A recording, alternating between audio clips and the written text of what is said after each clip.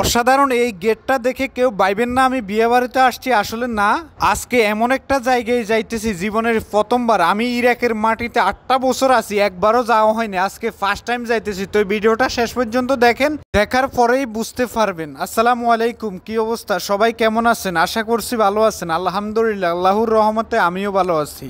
আমরা এখন আছি ইরাকের ঐতিহাসিক বাগদাদ শহরে। আজকে যাইতেছি ইমাম কাজম রাদিয়াল্লাহু আনহুর রোজা শরীফ জিয়ারত করার জন্য। ইরাকের মাটিতে ঐতিহাসিক যদি 10টা রোজা শরীফ থাকিয়ে থাকে, তার মধ্যে ইমাম কাজম রাদিয়াল্লাহু আনহুর রোজা শরীফ একটা। আজকে ওই রোজা শরীফটাই জিয়ারত করতে আসলাম বাগদাদ শহরে। আমরা আসলে কারবালা থাকি, কারবালা থেকে বাগদাদ শহরে আসলাম ইমাম কাজম রাদিয়াল্লাহু আনহুর রোজা শরীফ জিয়ারত করার জন্য।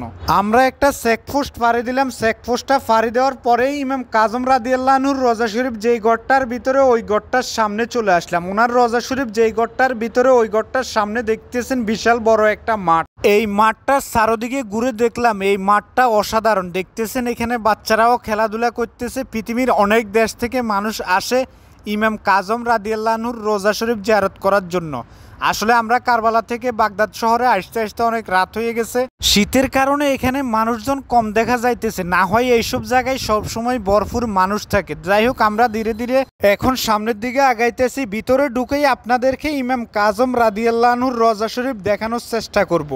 আসলে যারা প্রথমবার ইমাম কাজম রাদিয়াল্লাহু আনহুর রোজা শরীফ দেখবেন, অবশ্যই আমিন লিখে যাবেন, আর ভিডিওটা শেয়ার করে দিয়ে অন্য আরেক বাইকেও দেখার সুযোগ করে দিবেন। একটা মাঠ ফাড়ি দিয়ে আসছি, এখন আরেকটা মাঠ দেখা যাইতেছে। ঠিক এই গড়টার ভিতরে ইমাম কাজম রাদিয়াল্লাহু আনহুর রোজা শরীফ। 8 বছর ইরাকে থাকার পরে জীবনে প্রথমবার এই গড়টা দেখতেছি। এই গড়টার সামনে আসছি ইমাম কাজম রাদিয়াল্লাহু আনহুর রোজা শরীফ জিয়ারত করার জন্য। আসলে ইমাম হুসাইন রাদিয়াল্লাহু আনহুর রোজা শরীফ যেই গড়টার ভিতরে, ওই গড়টার ভিতরে ঢোকার সময় অনেকগুলো দরজা আছে, ওই দরজাতে সবাই চুম্বন করে ভিতরে ঢুকে।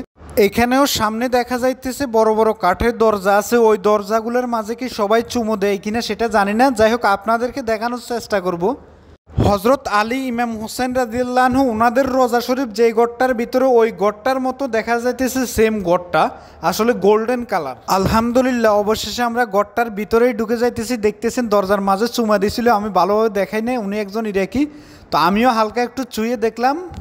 একটু সামনেই গেলে ইমাম কাজম রাদিয়াল্লাহু আনহুর রোজা শরীফ দেখা যাবে। এখানে কিছুটা বীরবাট্টা দেখা যাইতেছে, তার কারণ অন্য কোথাও যদি বীরবাট্টা না থাকে, কিন্তু রোজা শরীফ পাশেই বীরবাট্টা থাকবে সেটা আমি জানি। এই যে দেখতেছেন রোজা শরীফটা, এইটাই ইমাম কাজম রাদিয়াল্লাহু আনহুর রোজা শরীফ। দেখতেছেন এখানে অনেক মানুষজন ভিড় করতেছে।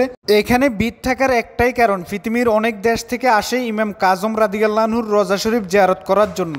এই ভিড়ের ভিতরে আপনাদেরকে কিছুটা দেখানোর চেষ্টা করলাম। তো আমার কথার ভিতরে ভুল ত্রুটি হয়ে থাকতে পারে, সবাই ক্ষমার দৃষ্টিতে দেখবেন। আজকের জন্য এ পর্যন্ত, দেখা হবে ইনশাআল্লাহ নতুন কোনো ভিডিওতে। সবাই ভালো থাকবেন, আল্লাহ হাফেজ।